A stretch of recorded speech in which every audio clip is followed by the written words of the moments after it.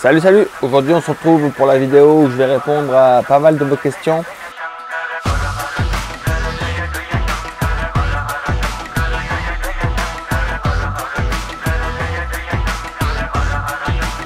C'est parti pour les questions parce que là il y en a un petit paquet. J'ai quand même, je sais pas combien de temps va durer cette vidéo, mais j'ai 2 feuilles de questions et j'en ai laissé vraiment plein sur le côté.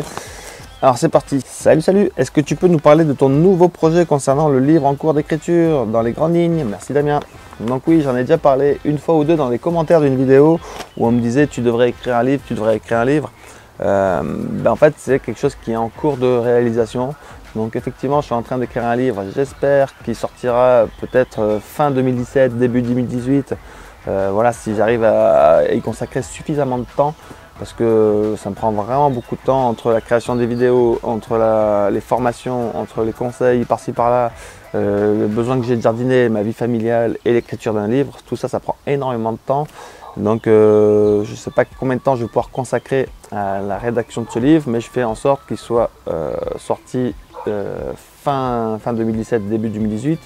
Donc en gros, dans les grosses lignes, c'est la permaculture, accès au jardin, mais côté vraiment pratique, un petit peu, on va dire que c'est un mix entre le jardin mois par mois que j'avais fait, les vidéos mois par mois qui marchent d'ailleurs très bien.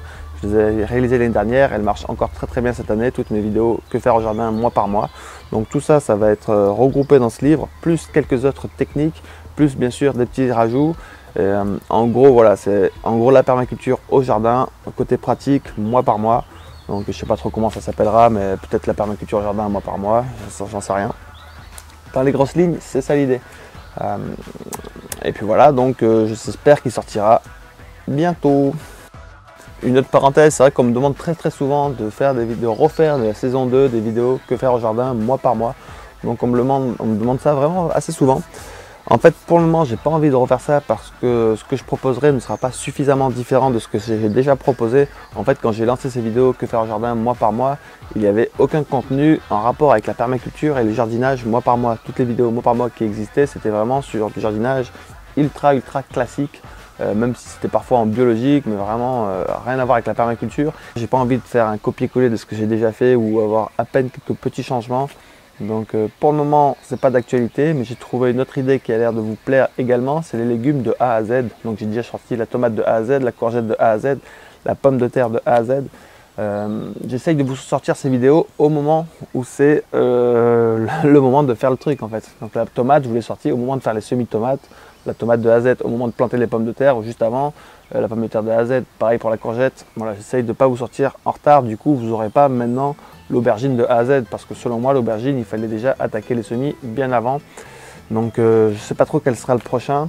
Après voilà, sur ma chaîne YouTube, j'essaye de ne pas faire que du jardinage, parce que j'ai vraiment envie de faire passer le message que la permaculture, ce n'est pas que du jardinage. C'est un volet important effectivement, mais tout ce qui est relations humaines, énergie, habitation, phytoépuration, tout ça, ça fait partie de la permaculture. Donc c'est pour ça que je ne fais pas que du jardinage tout le temps, et je fais notamment une série sur le design qui n'a pas un succès fou on va dire, mais en tout cas c'est important parce que la permaculture et le design c'est extrêmement lié. C'est la conception en fait d'un terrain pour le rendre autonome. Voilà, c'est ça la permaculture. Allez, question suivante. Salut, j'aimerais savoir si tu penses qu'il est possible d'avoir les prédateurs des nuisibles lorsqu'on a un jardin dans un lotissement, pas de forêt ou de grands champs à herbe haute à moins de 500 mètres. Si ça s'avère compliqué, qu'est-ce que tu me conseilles comme alternative en restant au potager naturel? Merci. Oui, c'est possible d'avoir, surtout si tu as 500 mètres d'une forêt ou de champ, il y a pas mal de prédateurs qui vont pouvoir venir chez toi. Alors, les petits conseils, c'est notamment l'hôtel insecte. On va dire qu'en général, un hôtel insecte, quand on a un grand jardin avec des bouts de bois, des tas de pierres et tout un tas d'herbes hautes et d'arbres, etc., l'hôtel insecte n'est pas vraiment indispensable. Dans un petit jardin de lotissement, l'hôtel insecte peut être vraiment très utile pour attirer tout un tas de petits animaux. Donc je vous invite à regarder peut-être la vidéo sur l'hôtel insecte, mais voilà, placer un hôtel insecte dans le jardin, essayez au maximum d'avoir des tas de pierres, des tas de bois et d'avoir de la biodiversité, et si possible d'avoir au moins un arbre si possible, parce que ça va attirer tout un tas de faune qui se balade en hauteur. Si tout est à ras du sol, ça sera un peu plus compliqué. Donc avoir minimum un arbre, des tas de cailloux, des tas de pierres, pourquoi pas une mare. Une mare, ça attire vraiment beaucoup de monde. Un hôtel insecte, tout ça dans notre petit jardin de lotissement. Et là, il y aura de la biodiversité, il y aura tout un tas de prédateurs, comme tu dis, les nuisibles, même si je ne suis pas super fan du terme de nuisible. Salut, un grand merci pour tes vidéos super intéressantes. J'aurais voulu savoir si la culture en lasagne était adaptée à toutes les cultures. Est-ce qu'il n'y a pas un risque de brûler les racines avec la chaleur produite par la décomposition de la matière organique? Donc ouais, la culture en lasagne, c'est selon moi, là par réflexion rapide, adapté à toutes les cultures. Si on a peur que la chaleur crame les racines, il suffit juste d'attendre une dizaine de jours et la chaleur elle va chuter et on n'aura pas de problème, ça ne va pas cramer les racines du tout. Donc oui, elle est adaptée selon moi à toutes les cultures. La culture, j'avais fait une vidéo pareil, la super culture en lasagne. C'est quelque chose qui marche vraiment bien. Pour tout ce que j'ai essayé moi là-dedans, ça marche super bien. Et comme je l'avais déjà dit, tous ceux que je connais qui ont essayé ce mode de culture en sont vraiment très contents. Ça explose. Donc je vous invite toujours pareil à regarder la vidéo La super culture en lasagne qui est selon moi adaptée à toutes les cultures.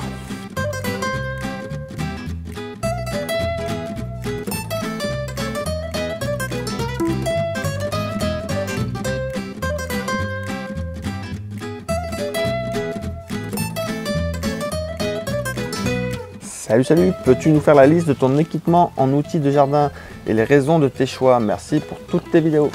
Alors, les outils de jardin, je les ai ramenés par là. Alors, un outil. Ah oui. Pour moi, parmi les outils indispensables, en fait, je ne vais pas vous parler de tous les outils que j'ai parce que j'en ai vraiment beaucoup. Je vais vous parler des outils que je trouve qui me semblent indispensables.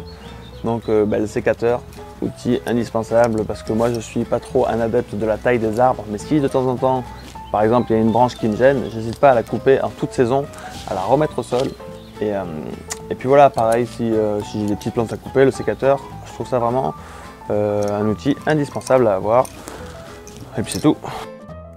Voilà, sinon, les outils que j'utilise le plus, moi, on va dire que c'est ça, c'est les bras, les mains. C'est mes outils, en gros, 99% du travail que je réalise, il est fait juste avec mes mains et mes bras. Le paillage, le dépaillage, tout quasiment. J'ai quand même quelques outils intéressants à vous montrer. Hop, les voilà. Alors, hop. Premier outil, la grelinette. Bon alors là, c'est pas vraiment une grelinette, c'est un modèle fait maison. Inspiré d'un outil qui s'appelle la guérilu. C'est pour ça que je vous montre ce modèle-là, parce que tout le monde connaît la grelinette, mais peu de personnes connaissent un autre outil qui s'appelle la guérilu, un petit peu plus ergonomique. Donc ça, l'idée, c'est qu'on enfonce ça dans la terre, on l'enfonce, on le tire en arrière, ça va permettre de décompacter la terre sans la retourner. Et donc là, les avantages qu'il y a avec ce modèle-là, c'est qu'on a ce petit arceau en métal ici qui permet, une fois qu'on est là, de pouvoir faire comme ça. Donc ça marche tout seul. Et un autre avantage, c'est qu'on a des poignées, un petit peu comme sur une moto ici. Parce que souvent avec la grelinette, on a des poignées comme ça, donc on fait comme ça. Ensuite, on fait ça. Là, avec ce modèle-là, on fait juste comme ça. Donc voilà, un outil que je trouve très indispensable. La grelinette, ça permet de décompacter le sol sans avoir à le retourner. Donc c'est très utile au début. Après, une fois que notre terrain est bien vivant et en pleine forme, on n'a plus forcément besoin de cet outil. Mais en tout cas, pour démarrer, ça me semble un très bon outil, la grelinette ou la guérilu. Ou un outil qu'on a fait nous-mêmes, comme l'outil que vous avez vu à l'instant. Alors, un outil que j'ai beaucoup utilisé, c'est la faux. Donc la faux, je l'ai beaucoup utilisé. C'est vraiment chouette comme outil. Le seul inconvénient, c'est qu'il faut beaucoup d'espace pour pouvoir l'utiliser. Et maintenant, comme la plupart de mes allées sont plutôt étroites, j'utilise plus tellement la faux parce qu'il faut vraiment pas mal d'espace pour pouvoir l'utiliser. Donc maintenant, pour faire mes allées, ce que j'utilise, c'est un outil un petit peu honteux, je l'avoue. C'est parmi des outils que dont j'essaye de me débarrasser. Donc là, hop, je sais pas si on la voit, c'est une tondeuse. Tondeuse, c'est pas mal dans le sens où elle passe facilement dans mes petites allées. C'est très efficace, mais elle utilise du pétrole et donc j'essaye de me débarrasser doucement de tout ce qui utilise du pétrole. Donc pour l'instant je l'ai, le jour où elle meurt, l'idée ça va être de ne pas la remplacer. Alors pour le moment, j'ai pas encore trouvé ce qui est idéal, mais pour ne pas la remplacer, ce que je trouve pas mal du tout, c'est ces outils-là. Tchac, tchac, tchac. On se met par terre, tac, tac, tac, on avance comme ça et c'est assez efficace. Je m'en suis vraiment servi pas mal de fois, je vous dis pas ça comme ça dans le vent, j'ai fait vraiment pas mal de tontes grâce à ça, notamment autour des buts. Tchac, tchac, tchac, c'est assez efficace parce qu'on fait des grandes zones d'un coup et ça consomme pas de pétrole, hein, ça consomme juste de l'énergie humaine. Donc voilà, cet outil-là, pas mal non plus.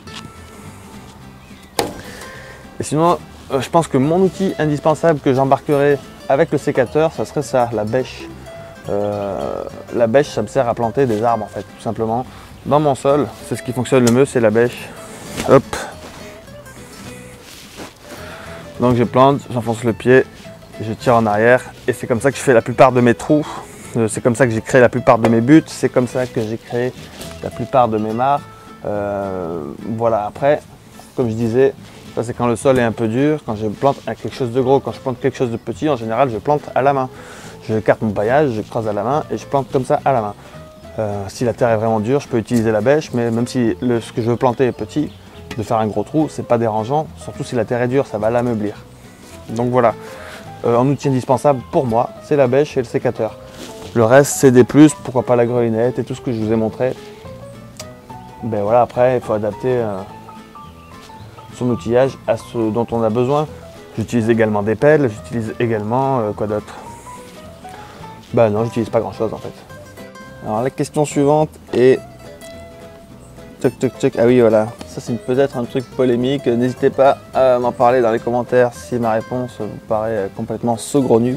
Alors que penses-tu des espèces invasives, frelons asiatiques, coccinelles asiatiques, pyracantha, etc., etc. Les espèces dites invasives sont vraiment très nombreuses, le doryphore, que sais-je. Donc moi ma vision par rapport à ces espèces-là, c'est en fait, comment expliquer clairement? En gros, je ne suis pas en lutte contre ces espèces-là. En fait, moi, le frelon asiatique ne me cause aucun problème. J'ai jamais eu aucun problème avec le frelon asiatique. Après, je sais que certains ruchers ont des problèmes parce que le frelon asiatique attaque les abeilles, tue des colonies d'abeilles. Après, ce qu'il faut savoir, c'est qu'il y a certaines colonies d'abeilles qui sont en train d'apprendre à résister au frelon asiatique, qui développent des techniques pour lutter contre le frelon asiatique. Donc moi j'ai plutôt confiance en la nature qui a tendance à s'adapter et à pouvoir intégrer les nouvelles espèces, les nouveaux arrivants, même si parfois même si souvent il y a un choc au moment de l'arrivée de cette nouvelle espèce. Les coccinelles asiatiques posent des problèmes parce qu'elles mangent nos coccinelles, mais c'est plus ou moins en train de se réguler. Moi je suis au bord de la Méditerranée, on avait des gros problèmes par rapport à une algue qui s'appelle la Caulerpa taxifolia, qui avait tendance à coloniser la Méditerranée, c'était le gros problème du moment. Maintenant on se rend compte qu'elle est en train de régresser, que c'est plus vraiment un problème. Le doryphore, il attaque les pommes de terre, du coup souvent on dit qu'il n'y a aucun prédateur au doryphore. Bah, c'est pas vrai, le doryphore il se fait manger par tout un tas d'oiseaux.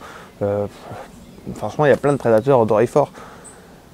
En ce moment c'est le platelminthe, c'est donc un nouveau ver plat qui mange nos vers de terre. Mais voilà, en gros moi, je ne suis pas du tout en lutte contre ces animaux-là. J'ai confiance en la biodiversité pour intégrer et savoir résister, lutter face à ces nouvelles espèces invasives. Il faut savoir que de tout temps, il y a eu des espèces qui sont arrivées sur des lieux propagés par les oiseaux, qui mangent des graines par-ci, qui migrent, qui transportent les graines par le vent.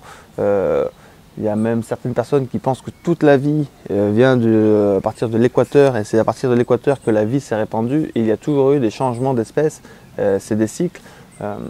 On est aussi sur un changement de climat, donc les températures, pour faire simple, sont en train de se réchauffer. On se rend compte que les animaux du sud ont tendance à monter vers le nord. Voilà, je ne vais pas me battre contre ça. Je préfère faire en sorte de favoriser la biodiversité dans son ensemble. Et voilà, c'est ma façon de faire. Après, je comprends très bien que si on a un rucher qui se fait défoncer par les frelons, on a un petit problème avec le frelon. Mais moi, ce n'est pas mon cas. Je n'ai pas un problème de rucher qui se fait attaquer par les frelons. Pareil, si on fait des champs de pommes de terre qui se font défoncer par les doryphores, je comprends qu'on ait la haine contre le doryphore. Moi, c'est pas mon cas, j'ai quelques pommes de terre par-ci par-là, elles sont protégées par toute la biodiversité qui est autour. Donc voilà, en gros, je n'ai aucun problème avec tous ces animaux-là et ça ne me dérange pas. Le pyracantha, j'en ai quelques-uns sur le jardin, ils ne sont pas du tout envahissants pour le moment. Et le pyracantha, on se rend compte qu'en forêt, ici, il n'y a pas de pyracantha. Pyracantha, oui, vous savez, c'est le buisson ardent, c'est une plante qu'on met dans les haies avec des épines en fait pour faire des haies défensives et qui a tendance à se ressemer et à être un peu envahissant. Mais voilà, mais moi j'ai pas de problème avec ces plantes là. Bonsoir, pourrais-tu parler de bambou? Oui, je peux parler de bambou. Donc ça fait un peu lien avec la question d'avant par rapport aux espèces invasives. Souvent, on me dit tu plantes du bambou, mais t'es fou, ça va tout envahir. Bon, déjà dans le sud de la France, quand il n'y a pas d'eau, le bambou il n'est pas très envahissant. Et en plus, c'est une super plante le bambou parce que c'est une plante comestible. D'ailleurs, je vais vous en chercher quelques jeunes pousses.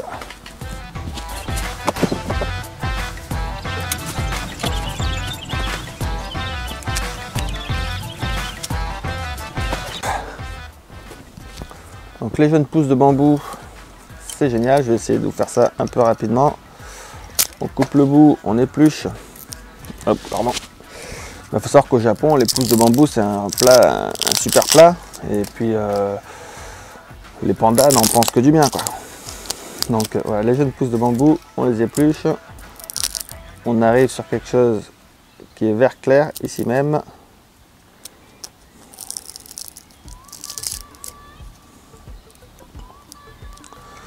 Bon, je l'ai fait un peu à l'arrache parce que je suis filmé et que j'essaye d'aller vite, mais voilà, cette partie-là du bambou, vert tendre ou bien blanc, c'est vraiment très bon à manger. C'est super bon. Après, quand c'est un peu plus vieux, c'est moins bon, c'est plus ligneux, c'est pas terrible, mais les jeunes pousses comme ça crues, c'est vraiment très bon. Donc déjà, c'est une plante comestible.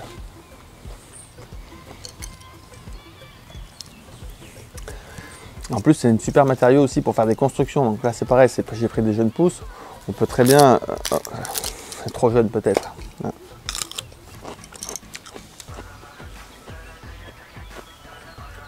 Donc c'est un matériau de construction vraiment excellent qui peut durer des années. On peut faire plein de choses avec du bambou. On peut faire des systèmes d'irrigation, on peut faire des instruments de musique, on peut faire vraiment beaucoup de choses avec le bambou. Ça produit beaucoup de biomasse. Donc moi, j'aime bien les bambous. Si vraiment on a peur qu'ils soient envahissants, il existe tout un tas de variétés qui ne sont pas traçantes et qui ne vont pas envahir votre jardin, si vous avez un petit jardin. La vraie technique pour bien avoir des bambous très bons, c'est qu'avant qu'ils commencent à sortir de terre, on fait une butte. Comme ça, ils sont obligés de traverser cette butte. Et au moment de la récolte, on va casser la butte, on récolte sous cette butte. Et du coup, on a une grande partie blanche. Et c'est ça qui est vraiment excellent. Mais si on ne fait pas ça, les parties vertes, comme je viens de vous montrer, c'est également très bon. Question suivante. Les bambous, voilà, ok. Bonjour, j'ai pour projet de construire une serre avec des bambous de diamètre 3-4 cm, plantés de 1 mètre dans le sol à 30 cm d'écart chacun, et de les lier et attacher avec de la bonne corde. Est-ce une bonne idée? La durée dans le temps, pour l'interrogation, etc. Mais je trouve que faire une serre en bambou, c'est vraiment une super idée. C'est sans doute ce que j'aurais fait si au moment où j'ai créé mes serres, j'avais eu suffisamment de bambou. En fait, j'en avais pas du tout, donc j'ai pas pu construire cette serre en bambou. Mais oui, c'est un matériau de construction qui est vraiment chouette, qui est durable, qui est assez souple. Surtout si on le coupe quand il est vert, on peut lui donner la forme qu'on veut. Après, il sèche, il va garder cette forme. Donc ouais, une serre en bambou, ça me paraît être une très bonne idée. J'en profite pour enchaîner avec ma petite serre que moi j'ai fait avec des fers à béton. Je fais une petite visite de cette serre pour vous expliquer comment je l'ai réalisée parce qu'on me l'a déjà demandé, j'ai jamais vraiment répondu à cette question. Voilà la serre où j'ai tourné une de mes toutes premières vidéos, c'était sur la culture sur but. Donc cette serre elle est faite en fer à béton, les fers à béton ça coûte vraiment pas très cher, c'est facile à tordre, on leur donne la forme qu'on veut. Voilà, et du fil de fer pour éviter que la bâche plastique que j'ai mis dessus fasse des poches. Des ficelles pour suspendre les tomates, les concombres, tout ce que j'ai à suspendre pour gagner de la place. Et voilà, c'est une serre qui est là depuis 2009, donc elle est toujours vivante, on est en 2017, elle va bien, elle a quelques petits trous, je pense qu'elle va faire encore 1 an ou 2. Et voilà, ça m'a pas coûté très cher, juste des fers à béton plantés. Et par-dessus, il y a un petit filet à olive pour faire un petit peu d'ombre, un petit arbre pour faire un petit peu d'ombre.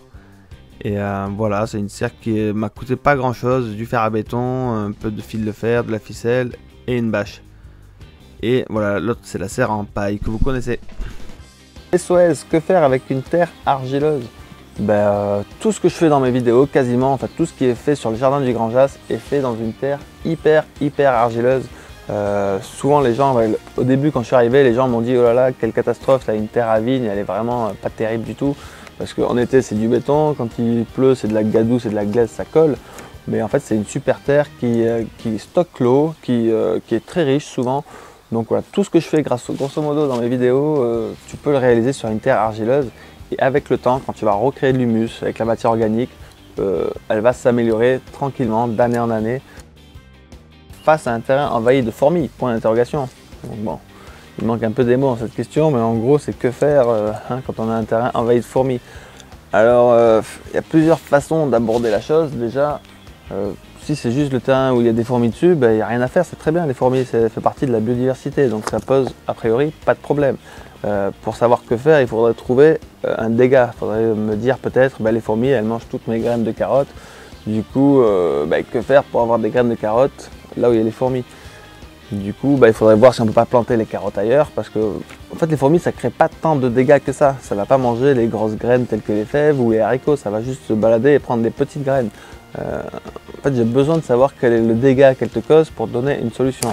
Sinon, là, comme ça, dans le flou, j'ai envie de te dire, favoriser la biodiversité un maximum, parce que les fourmis ont des prédateurs.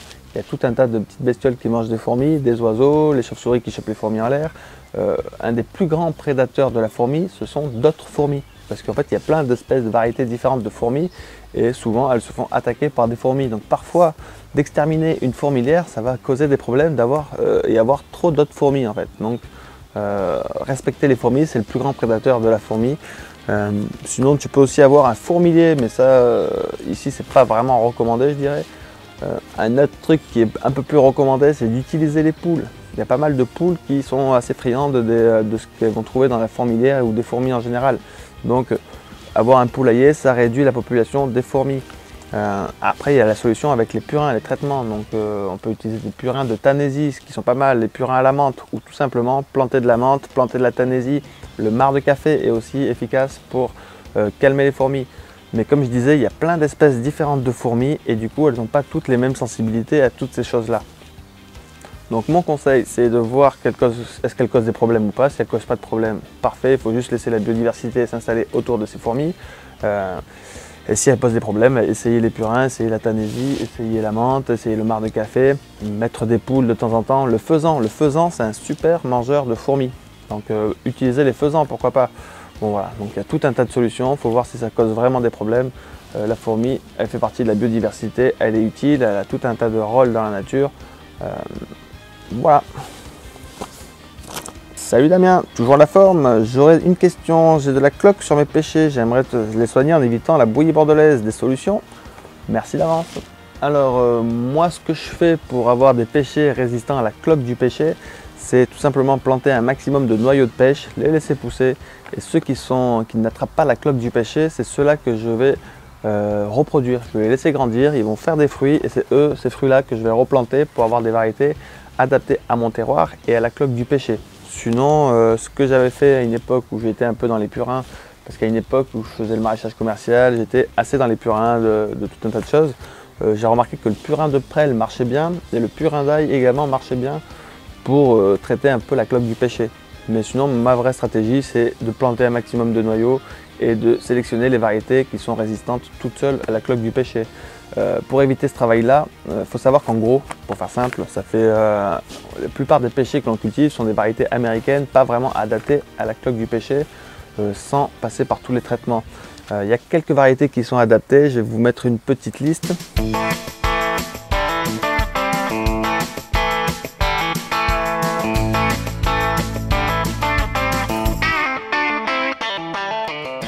Et puis voilà, bonne chance. Et puis sinon, il y a un autre truc, c'est que parfois, souvent les pêchers sont attaqués par la cloque, mais c'est plutôt au printemps, tout début d'été. Après, avec les fortes chaleurs, la cloque elle disparaît parce qu'elle n'aime pas la chaleur et le pêcher arrive à se refaire. Donc il y a beaucoup de pêchers qui perdent leur feuillage au moment de la cloque et qui refont leur feuillage et qui arrivent à fructifier sans trop de difficultés. Bon, c'est surtout dans les régions chaudes. Si c'est une région humide et un peu plus fraîche, ça va être plus difficile. Mais en gros, voilà, la cloque du pêcher, ça n'aime pas la chaleur, le plein soleil. Pour toi, quelle est la superficie minimum pour accéder à l'autosuffisance en légumes alimentaires pour une famille de 4 personnes? Alors je dirais que si c'est que pour les légumes, une famille de 4 personnes, je pense qu'avec 1000 mètres, tu es large en fait. Parce que je pourrais te dire 500 mètres, 400 mètres, mais ça, il faudrait vraiment que ça soit hyper dense. C'est faisable en fait, hein, c'est tout à fait faisable avec 400-500 mètres. Mais j'aurais plutôt tendance à conseiller 1000 mètres pour être tranquille, avoir l'autonomie en légumes et avec pommes de terre et tout pour une famille de 4 personnes sans problème. Que penses-tu de l'aquaponie, bioponie, etc. Cultives-tu, as-tu cultivé des graines germées?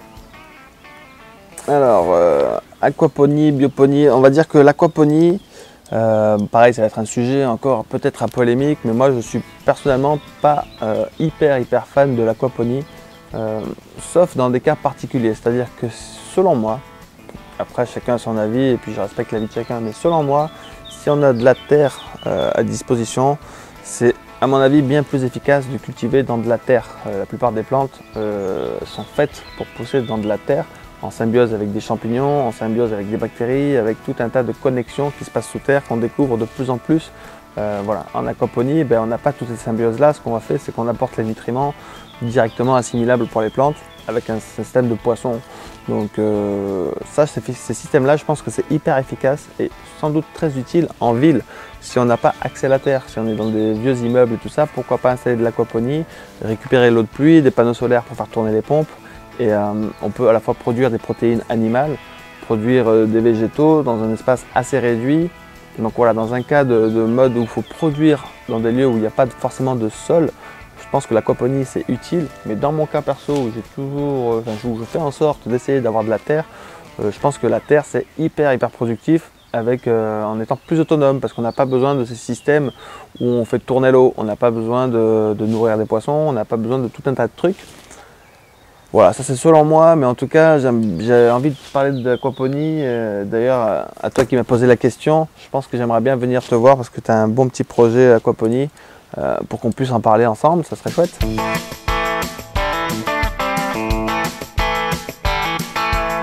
Ah oui, est-ce que je fais des graines germées? J'en fais peu, on va dire très peu. Il y a quelques trucs que j'aime bien, c'est le tournesol germé, parce que le tournesol, ça produit plein de graines. Et en hiver, si on ne sait pas quoi faire, si on ne sait pas trouver de la salade facilement en extérieur, on fait germer des graines de tournesol et ça nous fait une super plante à consommer très facilement. Sinon, je fais peu de graines germées, il faudrait que j'en fasse plus, mais c'est toujours une question un peu de temps que l'on consacre aux choses. Mais voilà, à part le tournesol, pas grand chose en graines germées de mon côté. Je te suis avec attention et je sais que tu prépares un livre. Peux-tu nous dévoiler dans les grandes lignes son sujet? Donc voilà, j'en ai déjà parlé de ce que je vais sans doute mettre dans ce livre. Et puis il y a d'autres surprises à mon avis assez grosses par rapport à cette chaîne, des gros changements qui risquent d'arriver courant, enfin pareil, toujours fin 2017, début 2018, il va sans doute y avoir d'assez gros changements sur cette chaîne, plus le livre qui va sortir. Et la question suivante. Ah, il repleut, on se met à l'abri. Ah ouais, ça c'est une question que j'aime bien, je sais pas pourquoi. Bonjour, tout d'abord merci pour le partage de tes vidéos. Nous aurions aimé savoir comment ton installation en permaculture a été perçue par les gens du cru, visiteurs, viticulteurs, chasseurs par exemple. As-tu la remarque du genre si vous ne traitez pas vous n'aurez rien, ou des remarques sur la taille des arbres, voilà, etc. Oui, ça m'est arrivé tout le temps quand j'ai vraiment eu beaucoup de remarques quand j'ai commencé. Maintenant ça a changé. Mais déjà, quand je suis arrivé, on m'a dit « mais tu plantes des arbres, ici les arbres ça pousse pas ». Alors je trouvais ça étrange parce que dans la forêt autour de moi, il y avait plein d'arbres. Donc on me disait que les arbres ça poussait pas. Quand je disais que je taillais pas mes tomates, on m'a dit « mais si tu tailles pas tes tomates, tu n'auras pas de fruits, tu n'auras que des feuilles ». Donc c'est pas vrai, les tomates non taillées, ça produit énormément de fruits. Qu'est-ce qu'on me disait? Les gens qui passaient, qui voyaient le terrain de haut, un petit peu de loin, me disaient « ah là, vous en sortez avec toutes ces herbes là ». Pour moi, j'étais pas du tout en combat avec les herbes, j'observais, je travaillais avec les herbes et du coup les gens avaient l'impression que j'ai galéré avec mes herbes à tout arracher à la main, ce que je ne faisais pas du tout. Ouais, j'en ai eu vraiment plein des remarques. Après je pense que ça s'est vraiment atténué quand j'ai commencé à vendre des paniers de légumes. Là les gens disaient ah ok, ça a l'air de produire quelque chose en tout cas. Donc voilà, les remarques sont bien calmées. On a eu aussi des gens qui pensaient qu'on était des feignants, on ne faisait rien. C'est juste qu'on ne voulait pas travailler pour rien, quoi. Donc on ne se battait pas contre les herbes, on les laissait elles faire le boulot. En fait c'est pas tellement qu'on est feignant, c'est juste que moi personnellement j'ai pas envie de dépenser de l'énergie pour rien, pour détruire un système qui est efficace. La nature c'est pour moi un système hyper efficace et j'ai voulu travailler avec elle plutôt que contre elle. Quand je plante des noyaux, alors là la remarque, mais ça encore maintenant ça par contre, le fait que quand je dis je plante un noyau, ça fait un arbre qui pousse, qui donne des fruits, ça étonne toujours beaucoup de monde. Et pourtant maintenant c'est vrai, c'est-à-dire que c'était déjà vrai avant. Quand j'ai commencé à faire ça, tout le monde me disait mais ça se saurait si les noyaux ça donnait des arbres qui font des fruits, tout le monde ferait ça. Mais du coup je l'ai quand même fait. Et ça a donné des arbres qui donnent des fruits et les fruits sont très bons. Donc maintenant les gens ne peuvent plus trop me dire que c'est pas vrai. Donc voilà, tout un tas de petites remarques comme ça. Je pense qu'il faut savoir passer au-dessus de ça et continuer à avancer. C'est vrai qu'on peut être freiné par ces remarques-là. Moi, on m'a dit que ma terre a été trop pourrie, que je pourrais rien cultiver si je ne mettais pas du fumier, des engrais et tout ça. Maintenant, les gens qui viennent, ils disent « Ah, mais t'as de la chance, ta terre elle est bonne ». En fait, c'est juste que j'ai laissé les herbes qui, elles, m'ont amélioré la terre. Donc voilà, et je pense que le message est en train de bien passer maintenant. Et donc courage, c'est vrai que si tu te lances sur un terrain, tu vas avoir tout un tas de remarques. Il faut avoir un peu de courage et de la patience et après les gens vont peut-être changer un petit peu d'avis. Je t'encourage à continuer, les gens vont te faire des critiques, des remarques en te disant que ça ne marchera pas. Tu continues et une fois que ça marche, le monde autour de toi va changer. Bon, mais voilà, je vous remercie beaucoup à toutes les personnes qui ont posé des questions. Je remercie également toutes les personnes à qui je n'ai pas répondu, qui ont posé des questions à qui je n'ai pas répondu. Je suis désolé, ce sera peut-être pour une autre fois si je fais une autre vidéo dans ce style-là. Sinon, n'hésitez pas à me reposer des questions dans les commentaires des vidéos. Je réponds quand même assez régulièrement. Parfois, je ne réponds pas, mais il ne faut pas hésiter à retenter de poser la question dans un commentaire d'une autre vidéo. Et il y a des chances quand même que je finisse par répondre. Puis voilà, je vous dis à bientôt pour une autre vidéo et puis voilà, allez, ciao ciao.